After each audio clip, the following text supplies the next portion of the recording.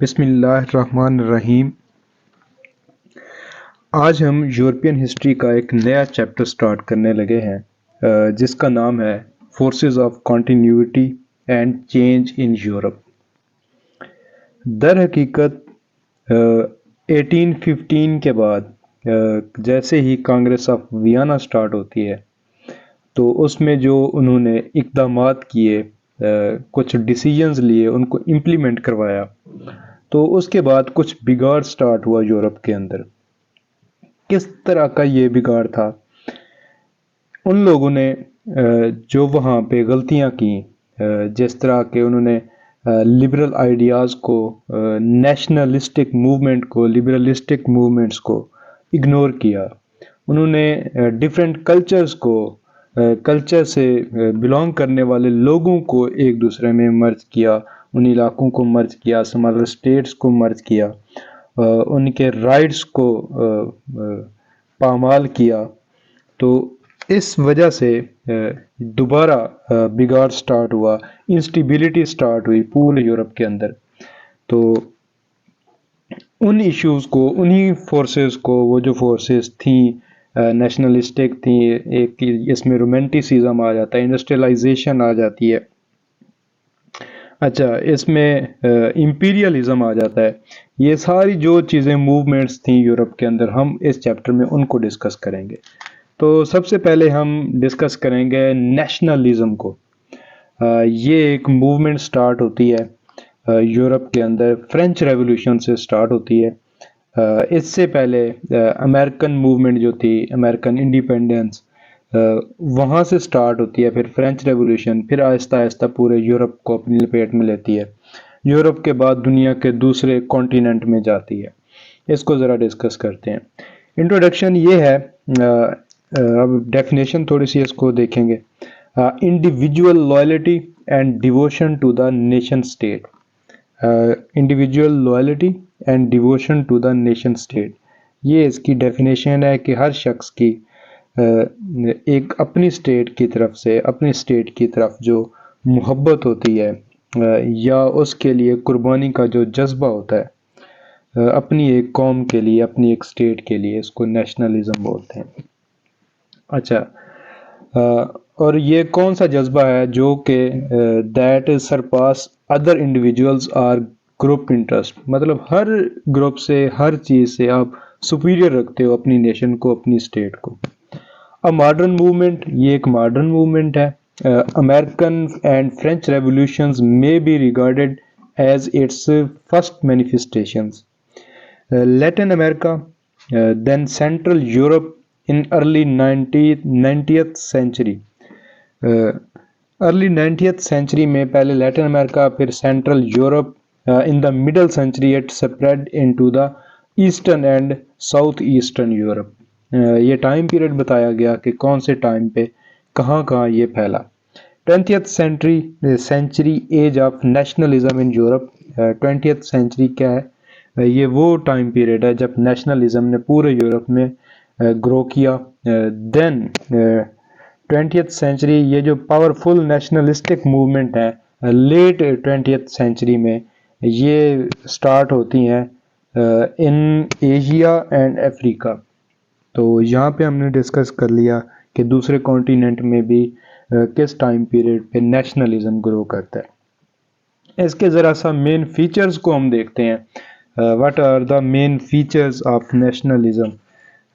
Cultural unity into self government. وہ کہتا ہے کہ کلچرل جو ان کی یونٹی ہے، ہارمنی ہے، تو وہ سیلف گورنمنٹ کی طرف لے کے جاتی ہے۔ لوگوں میں ایک بات آتی ہے کہ جو ہم ایک جیسے لوگ ہیں تو ہماری self government who, common language, common history and common traditions brings about unity and common loyalties۔ تو یہ ساری چیزیں مل کے ایک آئیڈیالوجی پروموٹ کرتی ہیں جو ایک نیشن کی طرف لے کے جاتی ہیں، اور وہی نیشن کے لیے جو لائلٹی ہے اس کو نیشنلزم بولتے ہیں۔ اچھا، سپورٹڈ بائی لبرلز، اب یورپ کی بات کر رہے ہیں ہم کہ اس کو لبرلز نے سپورٹ کیا، ڈیموکریٹس نے سپورٹ کیا، اور اس کا جو امیڈیٹ اوریجن ہے وہ فرانس سے سٹارٹ ہوتا ہے اور نیپولیونک وار سے سٹارٹ ہوتا ہے۔ اس کا جو فادر ہے، فادر آف ماڈرن نیشنلزم، وہ ہے جان گاڈفرائڈ ہرڈر۔ یہ 1744 کو پیدا ہوتے ہیں اور 1803 میں ان کی ڈیتھ ہوتی ہے۔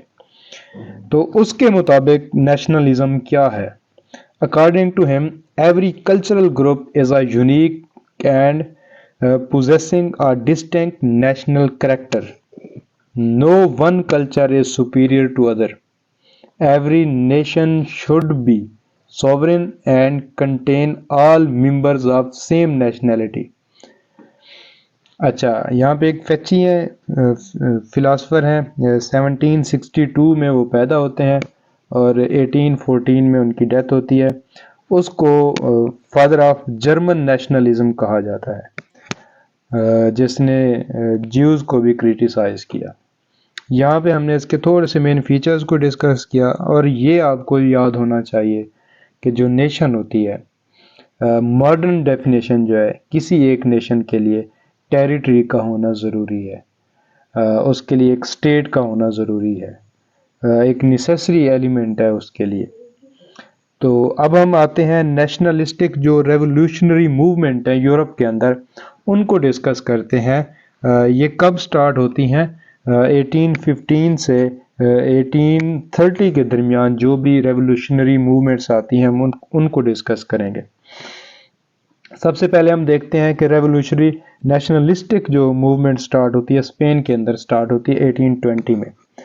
اچھا، یہاں پہ کیا ہوتا ہے، 1820 میں وہاں کے لوگ کانسٹیٹیوشنل کو ریسٹور کرنے کے لیے موومنٹ سٹارٹ کرتے ہیں، کیونکہ نیپولین کے بعد اسپین کے کانسٹیٹیوشن کو ایبولش کر دیا گیا تھا، تو وہ جو لوگ تھے وہ اب دوبارہ وہی کانسٹیٹیوشن جو ہے اس کو ریسٹور کرنے کی بات کر رہے تھے۔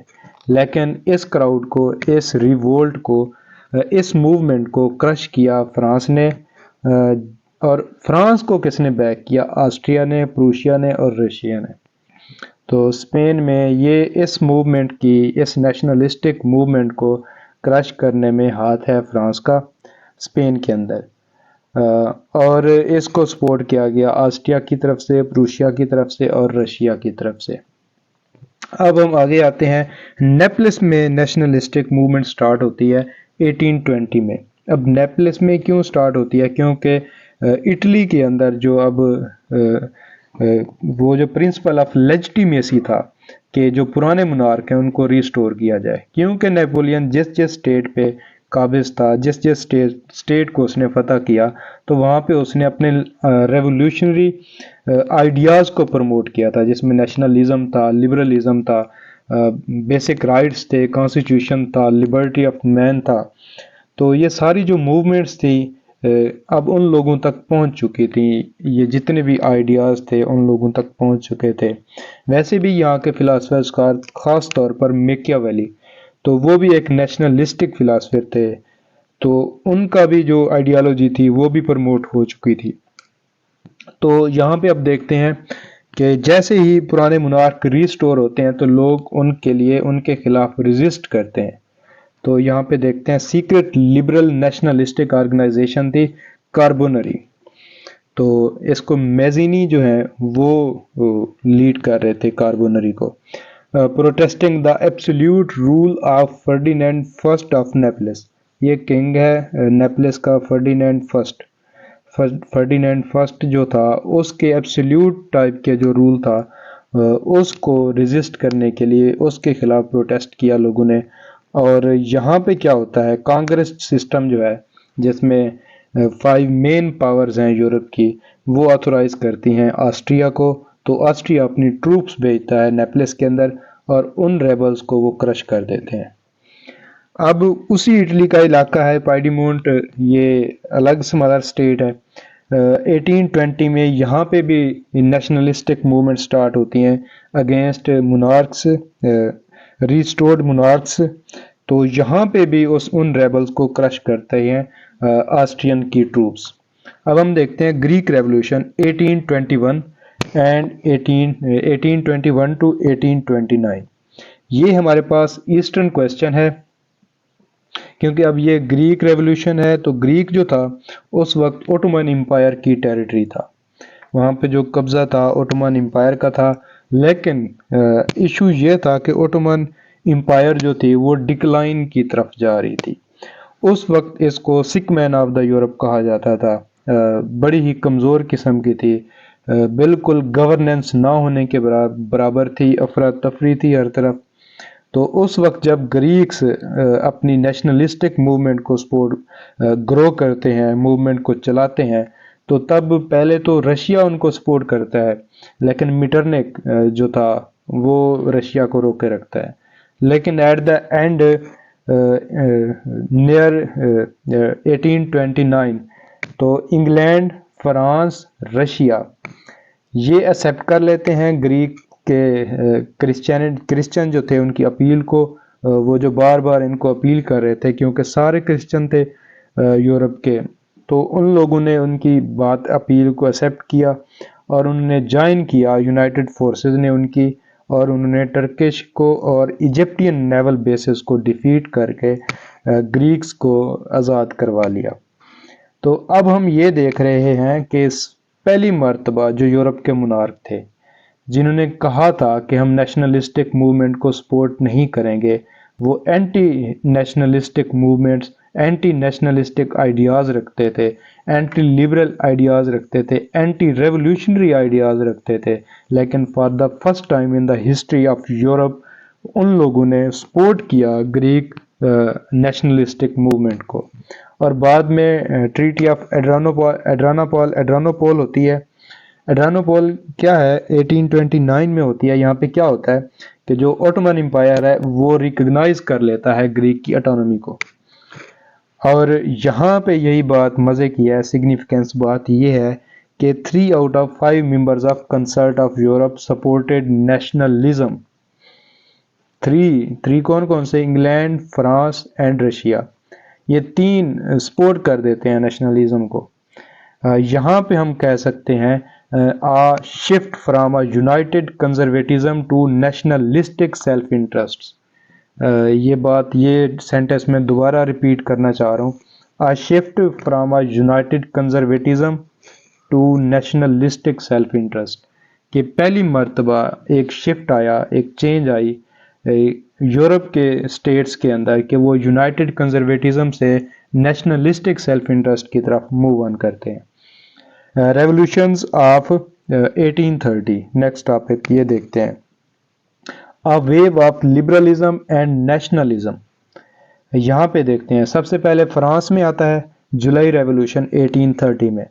وہاں کا جو کنگ ہے، کنگ چارلس ایکس، وہ جو تھا اس کی جو کنگ شپ تھی وہ ایبسلیوٹزم تھا، اس کو ایبولیشنگ کر کے کانسٹیٹیوشنل مونارکی آ گئی فرانس کے اندر۔ ریولٹس ہوتے ہیں، چارلس ایکس کو ایبڈیکیٹ کیا جاتا ہے اس کے تھرون سے، اور لوئی فلپی 1830 سے 1848 تک یہ کنگ بنتے ہیں فرانس کے۔ اور یہ کون سی فیملی سے بلانگ کرتے ہیں؟ یہ اورلین فیملی ہے، تو یہ کنگ بنتے ہیں اورلین فیملی سے انڈر کانسٹیٹیوشنل مونارکی۔ اب یہ کانسٹیٹیوشنل مونارکی آتی ہے فرانس کے اندر، controlled by upper middle class, جو برجوازی ہیں انہوں نے ان کو کنگ بنایا تھا اور یہ اب ان کے کنٹرول میں تھی۔ View of revolution throughout the Europe, جیسے ہی فرانس میں ریولوشن آتا ہے تو پورے یورپ میں ریولوشن آ جاتا ہے۔ وہی بات سچ ثابت ہوتی ہے میٹرنک کی۔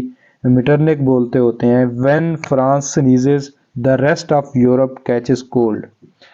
آگے ہم دیکھتے ہیں کہ اٹلی میں ریولوشن سٹارٹ ہوتا ہے، نیشنلسٹک موومنٹ سٹارٹس ہوتی ہیں 1831 to 1832۔ سب سے پہلے نادرن اٹلی میں ہوتی ہے۔ نادرن اٹلی کی جو سٹیٹس ہیں مڈرنا ہے، پرما ہے، پیپل سٹیٹس ہیں۔ یہاں پہ آؤٹ بریک ہوتا ہے لبرل ڈسکنٹینٹ اور نیشنلسٹس کال فار یونیفیکیشن۔ اس موومنٹ کا نام ہے ینگ اٹلی، اور یہ اس کو انیشیٹ کرتے ہیں میزینی، اور یہ جو موومنٹ ہے اس کا نام ہے کاربونری، جس کا مطلب ہے secret nationalistic society. Austrian troops جو ہیں میٹرنک کے اندر ان کو کرش کر دیتے ہیں اور ان ڈس آرگنائزڈ ریولوشنریز کو سپریس کر دیتے ہیں۔ یہ تھا اٹلی کی بات۔ اب آتے ہیں ہم جرمنی کے اندر۔ جو نیشنلسٹک موومنٹ سٹارٹ ہوئی 1830 ٹو 1833. جیسے ہی کارلز بیڈ ڈکریز آتی ہیں 1819 میں، ان کی وجہ سے جو فریڈم ہے وہ ریسٹرکٹیڈ ہو جاتی ہے. اب کارلز بیڈ ڈگریز جو ہے یہ میٹرنک کی وجہ سے پاس ہوتی ہیں جرمن کانفیڈریشن میں، اور اس کا جو پرپز ہے وہ سینسرشپ تھا. آن سینسرشپ کس چیز پہ سینسرشپ تھا؟ ایجوکیشن پہ، ایجوکیشنل انسٹیٹیوشن پہ. اس کے علاوہ جو پریس ہے جس میں نیوز پیپرز آ جاتے ہیں، جو صحافی آ جاتے ہیں، اچھا مختلف جو ڈیفرنٹ بکس ہیں، جو پبلیکیشنز ہیں، ان پہ سینسرشپ لگائی گئی. اچھا فریڈم آف سپیچ پہ لگائی گئی. تو اس طرح کارلز بیڈ ڈکریز کی وجہ سے یہ جو ریسٹرکشن آئی، جس کی وجہ سے ایک ریزسٹنس کا سامنا کرنا پڑا ان کو یورپ کے اندر، خصوصاً جرمن جو سٹیٹس ہیں، سمالر سٹیٹس، جو 39 سٹیٹس تھیں جرمن کانفیڈریشن کی، وہاں پہ. اچھا جولائی ریولوشن آتا ہے inspired by German university professors and student. یہ یونیورسٹیوں کے پروفیسر اور اسٹوڈنٹ ان کو انسپائر کرتے ہیں، اور یہ جو ڈیمونسٹریٹر ہے یہ اپنا احتجاج کرتے ہیں گلیوں کے اندر in the streets and force temporary granting of constitutions in several minor German states, کہ جتنی بھی جرمن اسٹیٹس ہیں وہاں پہ اب منارکی سے ہٹ کے کانسٹیٹیوشنلزم آنا چاہیے، کانسٹیٹیوشنل منارکی آنی چاہیے. وہ لوگ اب کانسٹیٹیوشن ڈیمانڈ کر رہے تھے، وہ اپنی فریڈم آف سپیچ ڈیمانڈ کر رہے تھے، وہ اپنی nationalistic movement, nationalistic interest demand کر رہے تھے، وہ لبرل آئیڈیاز کو پروموٹ کر رہے تھے. Yet liberal and nationalistic desires of German unification was crushed by Metternich through the Confederation. تو یہ جو موومنٹ تھیں ان کو کس نے کرش کیا؟ میٹرنک نے. میٹرنک اس وقت آسٹریا کا چانسلر تھا. اس نے آرمی بھیج کے اور کانفیڈریشن کے ذریعے وہاں کے جو لوکل منارکس ہیں ان کی آرمیز کے ذریعے ان ریوولٹ کو کرش کروا دیا. اب بیلجیم کو دیکھتے ہیں. بیلجیم میں 1830 میں ریولوشن آتا ہے. کس طرح ریولوشن آتا ہے ذرا اس کو ڈسکس کر لیتے ہیں. کہ جیسے ہی 1815 کے اندر بیلجیم کو مرج کیا گیا ہالینڈ کے ساتھ، تو اس وقت انہوں نے اس چیز کو اگنور کیا کہ ان کے کلچر ڈیفرنٹ ہے، ان کا ریلیجن ڈیفرنٹ ہے، اور اس کے علاوہ ان کے جو آئیڈیاز ہیں، آئیڈیالوجی وہ ڈیفرنٹ ہے، تو ان کی لینگویجز ڈیفرنٹ ہیں، تو ان کا رہن سہن ڈیفرنٹ ہے، تو وہ چیز ہوموجینیس نہیں ہو سکی. تو جس کی وجہ سے ریوولٹ سٹارٹ ہوتے ہیں. جولائی ریولوشن آتا ہے، revolt against Dutch and Brussels by the students and industrialist.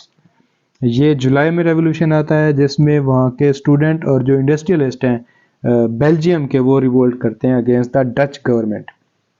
Dutch army defeated and forced to withdraw from Belgium by Franco British fleets. تو ڈچ جو آرمی ہے وہ ڈیفیٹ کرتی ہے اور فورس کو وڈرا کرنا پڑتا ہے بیلجیم سے. کس کی طرف سے؟ فرانس اور برٹن کی جو آرمی ہے وہ ان کو بیک سٹیپ پہ لے کے جاتی ہے. اور یہ کہ نیشنل کانگریس جو ہے اب کی بار ایک لبرل کانسٹیٹیوشن لے کے آتی ہے بیلجیم کے لیے. یہاں تک بھی نہیں رہتا. 1839 میں گریٹ پاور جو ہیں وہ بیلجیم کو نیوٹرل قرار دے دیتی ہیں، بیلجیم کو ہالینڈ سے الگ کر کے ایک نیوٹرل سٹیٹ بنا دیتی ہیں. اب آتے ہیں، بات کرتے ہیں پولینڈ کی. 1830 سے 1831 تک یہاں پہ ریولوشن رہتا ہے. یہاں پہ جو کنگ ہے، کیونکہ ہمیں پتہ ہے کہ پولینڈ جو ہے 1815 میں all the Polish territory was given to Russian king. It was under Russian king Nicholas one جو تھا، he was the king of Poland. اچھا وہ ان نیشنلسٹک موومنٹ کو کرش کر دیتے ہیں. اچھا آرگینک اسٹیچو 1832 جو ہے اس میں پولینڈ کو integral part of Russia declare کر دیا جاتا ہے. پھر اب بات کریں گے پروشیا کی. تو پروشیا میں ایک زبردست انیشیٹو ہوتا ہے زولویرین کا. یہ زولویرین کیا ہے؟ 1835 میں 1835 میں یہاں پہ یہ ہوتا ہے کہ جو جرمن سمالر سٹیٹس ہیں، 17 جرمن سمالر سٹیٹس، وہ آپس میں ایک ایگریمنٹ کرتی ہیں جس کے تحت وہ اسٹیٹ آپس میں فری ٹریڈ کر سکیں گی اور ٹیرف فری جو ٹریڈ ہوگی وہ سٹارٹ ہوگی ان کے درمیان. تو اس سے کیا ہوتا ہے کہ فری موومنٹ سٹارٹ ہوتی ہے لوگوں کی، فری ٹریڈ سٹارٹ ہوتی ہے، فری جو ہے لوگوں کی ایک دوسرے کے ساتھ فوڈ جو گرینز ہیں ان کی آپس میں ایک دوسرے کے ساتھ میوچول جو ہے ٹریڈ سٹارٹ ہوتی ہے، جس کا فائدہ یہ ہوتا ہے کہ یہ جو ریجن ہے یہ ترقی کرنے لگ جاتا ہے. تو یہ پہلی مرتبہ ہوتا ہے کہ فری ٹریڈ کا جو آئیڈیا ہے یہ ایک لبرل قسم کا آئیڈیا پہلی مرتبہ یورپ میں انٹروڈیوس ہوتا ہے، وہ بھی جرمن سٹیٹس کے اندر. لیکن یہ بات ذہن میں رہے کہ اس وقت جب جرمن کانفیڈریشن کا ہیڈ آسٹریا تھا اور اس زولورین میں آسٹریا کو انہوں نے شامل نہیں کیا، تو اس چیز کا غصہ آسٹریا کو تھا. پھر ہم آتے ہیں liberal reforms in England. Young reforms کے نام سے کچھ ریفارمز کی گئی. ہم دیکھتے ہیں کہ کیننگ جو ہیں وہ آتے ہیں تو وہ جو ریفارمز لے کے آتے ہیں وہ بڑی ہی زبردست قسم کی ہیں. ریفارمز ذرا دیکھیں. ابنڈنٹ کانگریس سسٹم ان 1822. سب سے پہلے کیننگ جو ہیں فارن منسٹر تھے، یہ سب سے پہلے لیفٹ آؤٹ کر جاتے ہیں کانگریس سسٹم سے. پھر یہ کہ ریفارمز لے کے آتے ہیں پریزن میں، کرمنل کوڈ لے کے آتے ہیں، ممبرشپ ان لیبر یونین، لیبر یونینز کو الاؤ کیا جاتا ہے، میٹروپولیٹن پولیس فورس بنائی جاتی ہے. پھر ریلیجیس ریفارمز دیکھتے ہیں ہم. 1673 میں ٹیسٹ ایکٹ ریپیلڈ ہوتا ہے، کیتھولک ایمینسیپیشن آتی ہے یہاں پہ ایکٹ. 1829 میں آتا ہے full civil rights to the Roman Catholics. جو رومن کیتھولکس ہیں ان کو کمپلیٹ سیول رائٹس دے دیے جاتے ہیں. تو یہ ہم نے دیکھا کہ جو نیشنلزم ہے کس طرح پورے یورپ میں 1815 سے 1830 تک رائز کرتا ہے، کہاں کہاں یہ موومنٹس آتی ہیں، کہاں کہاں یہ سکسیسفل ہوتی ہیں، کہاں کہاں ان کو فیلئر کا سامنا کرنا پڑتا ہے، اور کہاں کہاں فارن فورسز نے ان کو سپریس کیا. یہ تھا نیشنلزم. اور ہم بعد میں دیکھتے ہیں کہ یہ نیشنلزم آگے جا کے پورے یورپ میں ڈومینیٹ کر جاتا ہے، اور آگے کی جو ڈیولپمنٹس ہیں وہ کافی انٹرسٹنگ ہیں. تو جو نیکسٹ ہمارا چیپٹر ہوگا، لیکچر ہوگا، وہ ریولوشن ہوگا 1830 کا یورپ کے اندر. تو ہم اس ریولوشن کو ڈیٹیل کے ساتھ ڈسکس کریں گے. تب تک کے لیے اللہ حافظ. بہت بہت شکریہ.